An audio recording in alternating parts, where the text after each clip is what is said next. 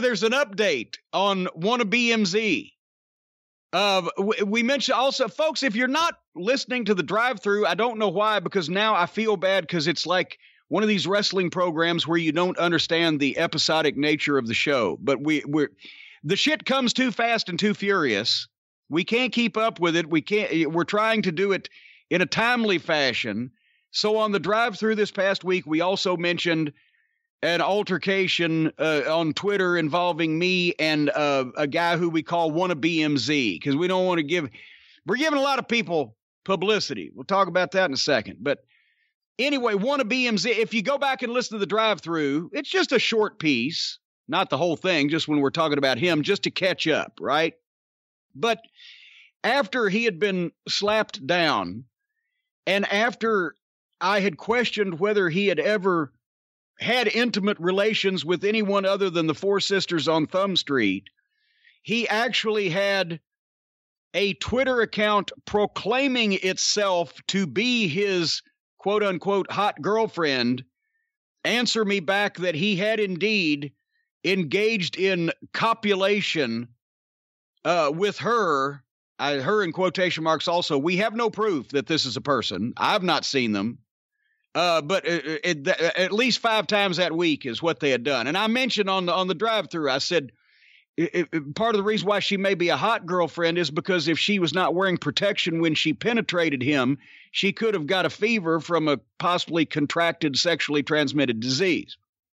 But apparently that didn't sit well with him, because he tweeted something, and then, well, I'll let you know what he tweeted. Basically, he quote tweeted, is that what the kids call it? Where I had mentioned on the program also that he is to journalism what German bukkake films are to cinema.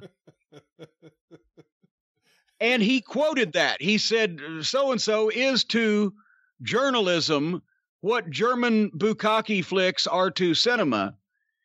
And then he followed with his own comment where he basically said, well, since everybody Jim Cornette hates is successful, that puts me in really good company. What? Yeah. And then he rethought that and decided that he didn't want to be in the company of even a successful cast of a German bukkake flick. And he deleted the tweet. What the fuck? But I will agree, if this guy, and his picture's out there, he puts it out, with no regard for public safety. He just puts his visage out there, but you can see that he would fit right in and probably be in good company in the cast of a at least moderately successful German bukkake flick. But we haven't answered the question on whether his quote-unquote hot girlfriend is a real person or not. Like I said, I mean, they may have friends. I don't know. Stranger things have happened, but I've never seen these people, in person, so I don't know that she's real. Some folks on Twitter questioned it because what real girlfriend would actually have to get on Twitter to testify that she is indeed engaging in intimate relations with but anyway, I did hear a theory that she is a real woman, and she is really his girlfriend because she's a medical student and she's medically fascinated by the fucking sight of his penis. And it's like a research project. How does it function at that size? It's like a small scale replica of a real human penis. Does it have all the same characteristics, just in micro size? And I think it's a fucking, probably for a thesis in school is why but Brian, have you noticed everybody that's trying to get famous now in wrestling, they've heard the numbers are out there in public of the YouTube views and the YouTube subscribers and the downloads and everything. And all the Cult of Cornette people have been here all along. Well, there's new ones, and they've just heard about it. It's not their fault. They didn't know, but they've joined the Cult of Cornette. And we are now somewhat of a powerful force because you just got to we're the smart people. We're with it, as Frank Spaceman Hickey would say, with it. And we like our wrestling. like we like most things, to make some kind of fucking sense and be treated in a serious fashion and be perpetrated and or performed by, grown adults, things like that. We have the right political thoughts, such as the world should not be led by raving lunatics. The cult of Cornette, we're the smart people, and now that there's so many of us and this has such a reach, everybody's trying to get famous by picking a fight with me. And everybody wants to know, well, what did you say about that? Or what do you got to say about what he said? Or what do you got to say about what he said? And even the former pro wrestling personalities that honestly didn't translate well to private life because they were more pro wrestling and less personality, and nobody really gives a fuck about them if they're not on current television, so they fucking try desperately, and in most cases fail miserably, to fucking stay, what do the kids call them, relevant? But anyway, it's not, I can't, I don't have time. I'm too busy doing these programs all the time that have these millions of views and downloads and listens and etc.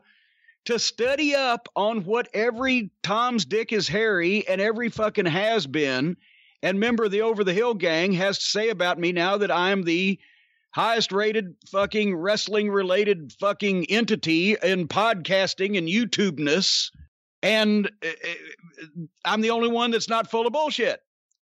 So I've reached the point now where unless it's particularly entertaining to me, I'm not going to give a lot of these people what they want and make them famous and so that they can get some listens. Because if they can mention my name in their little description, that gets tens of thousands more listeners or downloads than they normally do.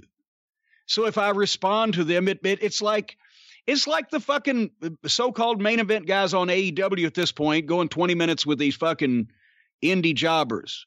I'm dignifying these people. So in some cases, unless it's entertaining to us or the viewers, or the listeners, I'm not going to research everybody's fucking attempt to get my attention so they can get some attention, whether it's the podcast hosts with no listens, or the YouTubers with no views, or the hosts with hepatitis.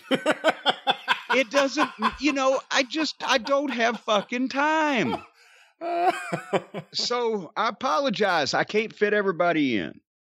We'll do the best we can. If you make yourself enough of a buffoon from now on, the real entertaining assholes I'll still talk about. How's that?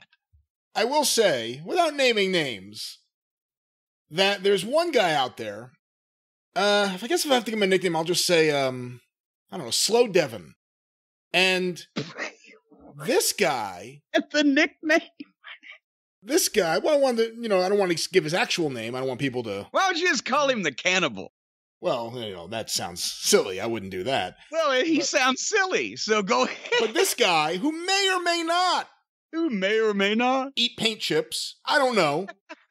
This guy is so fixated on you right now because none of his other videos get any views. Like, nothing is getting any traction.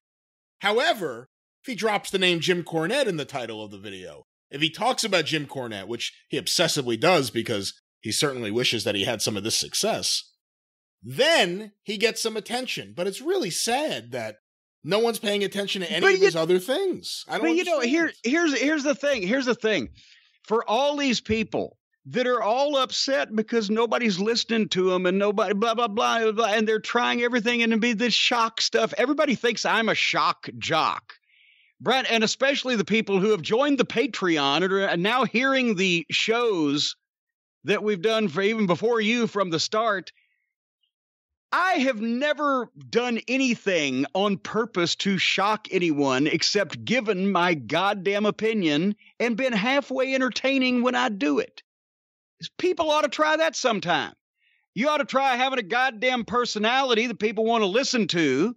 You ought to try having enough experience and knowledge about what you're talking about that you can explain it to people, and you might know more than they do, because the last thing I want to hear is somebody that knows less about something I'm interested in talk to me about it. Instead of worrying about, who can I pick a fight with? It's a big star, so that people will think I'm something. Yeah. I fart in your general direction. No, you have a very special place with a lot of these guys because there are not too many people in wrestling that you could talk about. And it would just automatically drive attention to a show or to videos. But you're one of those very rare people. You're just one of these guys that people, they say, you know what? We're desperate. We need attention. Let's talk about Jim. Hopefully Jim will respond. And then we have something. Then hopefully we can get some attention. But, you know, it's you know what? You missed a great segue there. If it was time when you see you're a very rare individual, I could have gone right into Omaha Steaks, but we're going to go into another very rare individual, Mauro Ranallo.